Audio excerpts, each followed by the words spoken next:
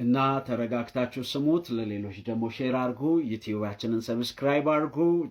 ቲክቶካችንን ፎሎ አድርጉ፣ ሼር አድርጉ፣ ዲዩት አድርጉ። ከኛ ጋር ሁኑ። ስለዚህ እያለን ያለነው የምንመካበት ነገር እንዳይኖረን ማለት በጸጋው የዳንን ኃጢአተኞች ነን እያለን ነው እና በእኛ አልፎ ቢፈውስ ክብሩ ለእግዚአብሔር ይሁን አይደል? ሰው በእኛ አልፎ እግዚአብሔር ጸጋን ቢገልጥ ክብሩ ለእግዚአብሔር ይሁን።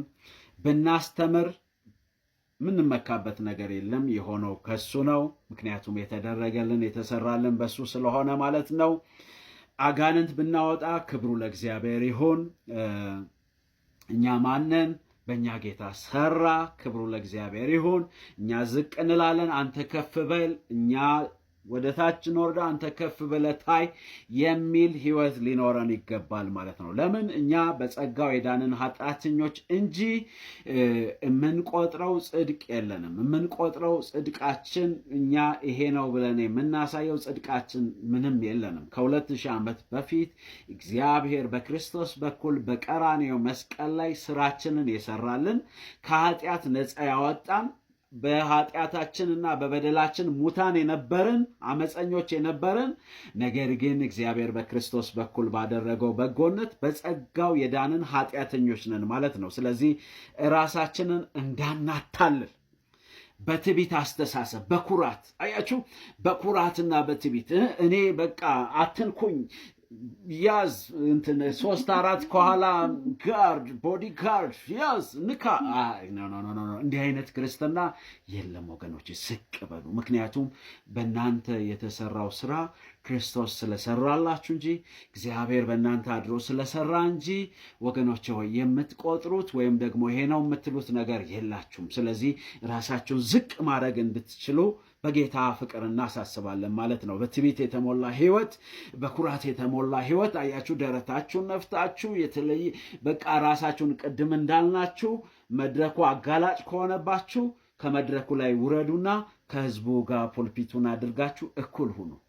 በቃ የእኩልነት አስተሳሰብ ማለት እናንተ እድሉንና ሁኔታውን ስላገኛችሁ እንጂ የተሻለ ሰው ስለሆናችሁ እንደሆነ እንዳታስቡ። ለህሊናችሁ አትስጡት። ወይም ደግሞ ምናልባት ዌይ ኦፍ ሰርቫይቫል ኑሯችሁ እዛ ላይ ከተመረኮዘ ወገኖቼ ሆይ ጥንቃቄ ያስፈልጋል ማለት ነው። ጥንቃቄ ያስፈልጋል ማለት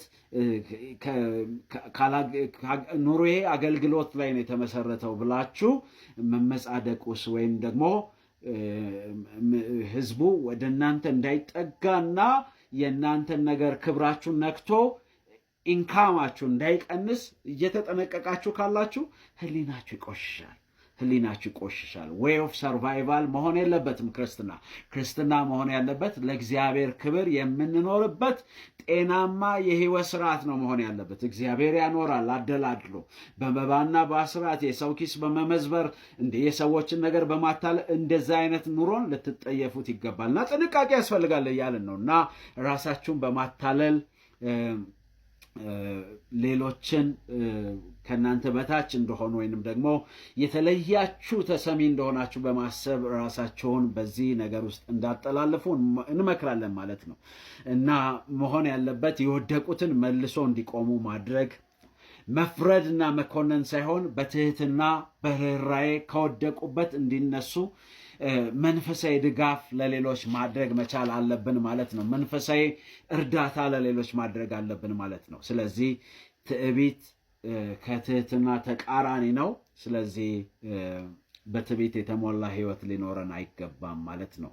ትዕቢት ሰውን የሚጥል ወደ ውድቀት የሚያመጣ ነገር መሆኑ በመጽሐፍ ቅዱሳችን በግልጽ ተጽፏል። ስለዚህ ራሳችንን መመርመር፣ በክርስቶስ ላይ ጥገኛ መሆን፣ እንደግመዋለን፣ ራሳችንን መመርመር፣ በክርስቶስ ላይ ጥገኛ መሆን፣ በጸጋው መደገፍ፣ በእግዚአብሔር መደገፍ እና በራሳችን የቆመን እንዳይመስለን ማንም የቆመ ቢመስለው የሚለውን ቃል እያስተዋልን በራሳችን እንዳልቆምን የቆምነው በእግዚአብሔር ጸጋ ነው ብለን ማሰብ መቻል አለብን ማለት ነው።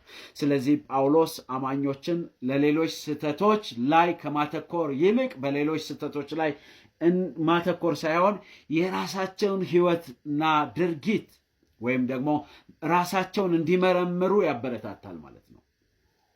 ራስን ማየት፣ ራስን መመልከት። መፍረድ በጣም ቀላል ነው። ጣትን መጠቆም በጣም ቀላል ነው። የሰውን ጥላሸት ማየት በጣም ቀላል ነው። የሰውን ጥቁር ነገር ማየት በጣም ቀላል ነው። ስለዚህ ማተኮር ያለብን የራሳችንን ሕይወት ወይም ደግሞ ራሳችንን መመልከት። ገላትያ ምዕራፍ 6 ቁጥር 4 ላይ ሄዳችሁ ተመልከቱ።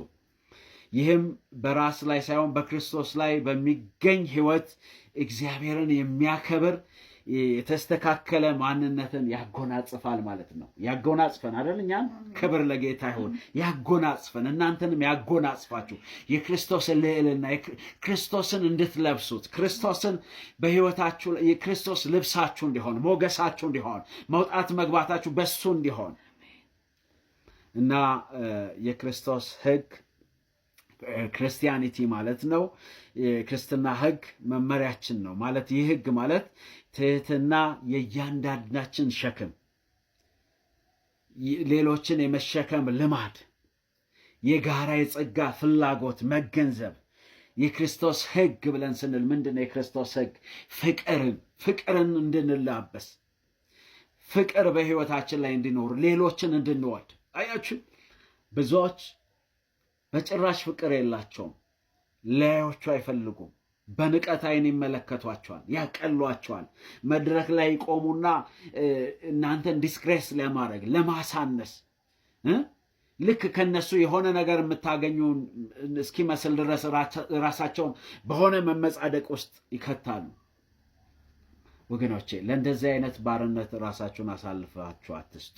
ስለዚህ ፍቅር ሊኖራችሁ ይገባል። ስታገለግሉ ፍቅር ሊኖራችሁ፣ ሌሎችን የምትወዱበት ነገር። ሌላው ገርነት፣ መንፈሳዊ መሆን ማለት ሌሎችን በትህትና መመለስ ማለት ነው። ገርነት ማለት ሌሎችን በትህትና መመለስ ማለት በጥፋት ውስጥም ካሉ በጭካኔ ሳይሆን በፍቅር በገርነት። ምክንያቱም ሁላችንም ለፈተና ተጋላጮች ነው እና እየተፈራረድን ሌሎችን በጥፋታቸው እያሳነሰን እንድንኖር ሳይሆን ሌሎችን የምንመልስበት ሕይወት ውስጥ እንድንገባ ይህንን እንመክራለን ማለት ነው። ስለዚህ በጣም ጤናማ የክርስትና ሕይወትን እንድንኖር ጌታ ይፈልጋል። ስንቶቻችሁ ዝግጆች ናችሁ? ስንቶቻችሁ ተመልሳችሁ ዝቅ ባለው ሕይወታችሁ? እንግዲህ የአዲስ ኪዳን መስመር፣ የብሉይ ኪዳን መስመር መጀመሪያ ሊቀ ካህኑ ፊት ለፊት ይሰለፋል፣ ሌሎቹ ከኋላ ይሰለፋል። የአዲስ ኪዳን መስመር ግን እንደሱ አይደለም። ሁሉም ሰው የጎንዮሽ መስመር፣ የጎንዮሽ ሰልፍ ነው። ሁሉም ካህን ነው። ሁሉም ወገኖቼ ሆይ ሁሉም አገልጋይ ነው።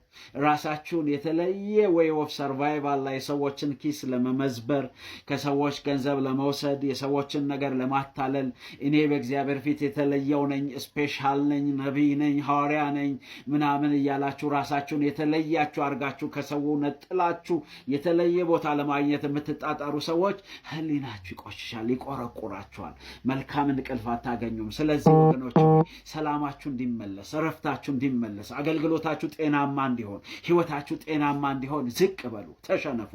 ስለዚህ ማንም ራሱን የተለየ አድርጎ ራሱ የተለየ ስሜት ውስጥ ገብቶ በመመጻደቅ እንዲኖር የእግዚአብሔር ቃል አይመክርም። ስለዚህ ዝቅ ባለው ማንነታችሁ ከፍ ያለው ክርስቶስ እንዲገለጥ ዛሬ ወስኑ። ይህን ምክር እንመክራለን። አገልግሎታችሁ ጤናማ ይሁን፣ ሕይወታችሁ ጤናማ ይሁን፣ ነገራችሁ ጤናማ ይሁን። በጽድቅ በቅድስና በጨዋነት በእግዚአብሔርን በመፍራት በጥሩ ስነ ምግባር በሞራል ልዕልና በጥሩ የተሻለ የሕይወት የአኗኗር ስልት እንድትኖሩ ጌታ ይፈልጋል። ጌታ ይፈልጋችኋል። ሕይወታችሁ በምን አይነት ውስጥ ነው እየኖራችሁ ያላችሁት? ወገኖች ሆይ የኢትዮጵያን ክርስትና እግዚአብሔር ወገኖች ሆይ ለክብሩ ሊጠቀምበት ይፈልጋል። አማኞችን ለውጦ ለክብሩ ሊጠቀምባቸው ይፈልጋል። እርስ በርስ ከመገዳደል፣ ከመተሻቸት፣ ከመጠፋፋት፣ ከመገለማመጥ ወጥተን በፍቅር በመከባበር በመቀባበል በይቅርታ በጤናማ ሕይወት እንድንኖር ጌታ ይፈልጋል። የት ነው ያላችሁት ወገኖቻችን ሆይ? በምን አይነት ስሜት ውስጥ ነው? በምን አይነት ዲግሪ ላይ ነው ያላችሁት? ምን አይነት የስሜት ግለት ውስጥ ነው ያላችሁት? ስንቱን ሰው እየበደላችሁ ነው? ስንቱን ሰው እያሳነሳችሁ ነው? ስንቱን ሰው ከሕይወት እያጠፋችሁ ነው? ስንቱን ሰው ላይ ጨለማ እየዘራችሁ ነው? ወይስ ብርሃንና ወገኖች ሆይ ተስፋን፣ እምነትን፣ ፍቅርን እየዘራችሁ ነው? ራሳችሁን እንድትመረምሩ እንጠይቃለን። ይሄ ቪዲዮ ለብዙዎች አድርሱልን። ጸጋ ከሁላችሁ ጋር ይሁን። ተባረክ።